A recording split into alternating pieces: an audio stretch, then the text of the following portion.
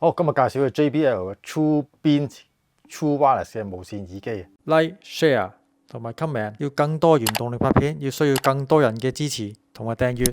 咁啊 JBL 通常都俾人個聲音底咧都係比較類似 Bose 個 style 咧，就係低音比較強勁啦，亦不失為有啲有高音嘅存在嘅。咁所以成個 style 咧都係有少少 pop song 嘅味道，比較重啲嘅耳機嘅。介紹個 True Beam 嘅 wireless 耳機啊，個價位都係中級嘅價錢啊。咁啊出咗兩隻顏色俾大家選擇啦。咁啊先嚟講個規格啦。好啦，規格方面咧。佢個信噪比咧就有97 dB 嘅，咁啊頻率響應方面咧就20 Hz 至20 kHz 嘅，同埋版本方面咧採用5.3嘅，相當唔錯啊，都唔算話太舊嘅，通常都仲有啲5.2嘅出現嘅，咁啊最好梗係5.4啦，甚至6啦嚇。咁如果關閉嘅降噪嘅時候咧，就係可以用到連續12個小時嘅，咁如果開咗降噪嘅，亦都有連續10小時嘅，咁我覺得都基本上係足夠有餘嚇。一如以往咧 ，JBL 咧都係冇提及到咧，究竟佢 support 係咩格式嘅，譬如話 SBC、AC 或者 aptX HD 啊 Adaptive 都好啦，佢都冇提及嘅。咁姑且咧都係當佢咧 SBC 同 AAC 嘅啫。先連隻手嚟電話度插，連接咗之後咧，其實佢就可以顯示到咧左右耳機同埋咧耳機盒裏邊嘅電池容量嘅，咁所以都係相當之齊備嘅喺顯示方面啦。咁啊都係一個啦，亦都可以咧進入到佢嗰個 Apps 裏邊咧去作嘅調校嘅。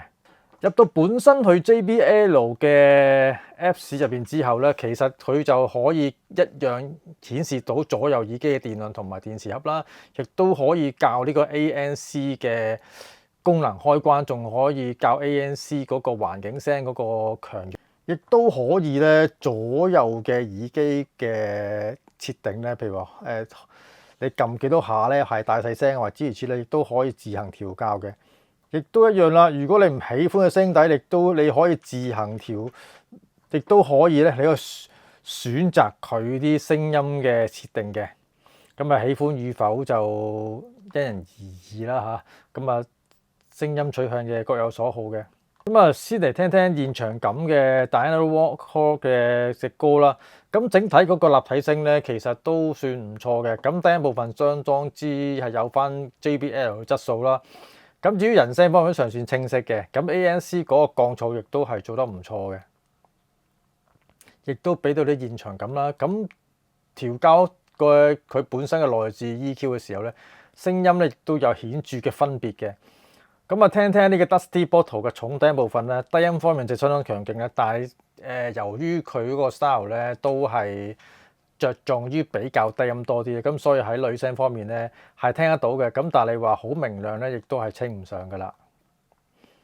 咁啊，聽下一隻張學友首歌啦，整體嗰個聽感咧，亦都聽到張學友唱緊歌啦。咁但係你話成個立體聲咧就唔算話太過係突出嘅，咁中規中矩啦，因為始終嗰個價錢咧都係徘徊喺500零蚊之間咧。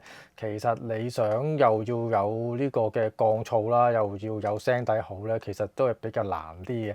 咁同埋呢個價位其實操用嚟講咧，我就覺得聲音方面收貨嘅。咁但係你話我要好飽滿 JBL 呢個系列嘅耳機咧，就未必能夠滿足到你啦。好，先嚟聽聽通話質素如何。而家用緊 JBL 嘅 True Beam 2嘅無線機，112.1.3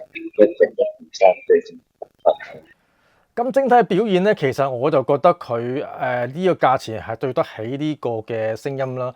咁有翻 JBL 本身嗰個降噪嘅耳機同埋戴得舒服啦，亦都可以佢物理性咧，隔音都算係做得唔錯嘅。咁啊聲底係相當之唔錯，同埋佩戴時候亦都係相當之穩陣嘅，就唔會似覺得咧就會係好容易鬆脱啦。咁通話就佢本身有病嘅設計咧，咁所以我就覺得亦都係算唔錯。咁但係你話聲音成個嘅鋪排咧，其實就如果你聽 Akai 嘅就冇乜問題咯。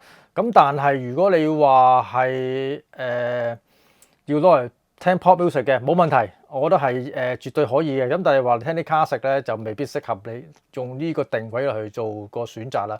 咁所以如果大家喜歡JBL 聲底咧，又唔想太過昂貴咧，我又覺得呢個聲嗰個對得起呢個價錢咧，咁就係不失為一個好選擇嘅。好，今日介紹咁多，我哋下條片再見啦。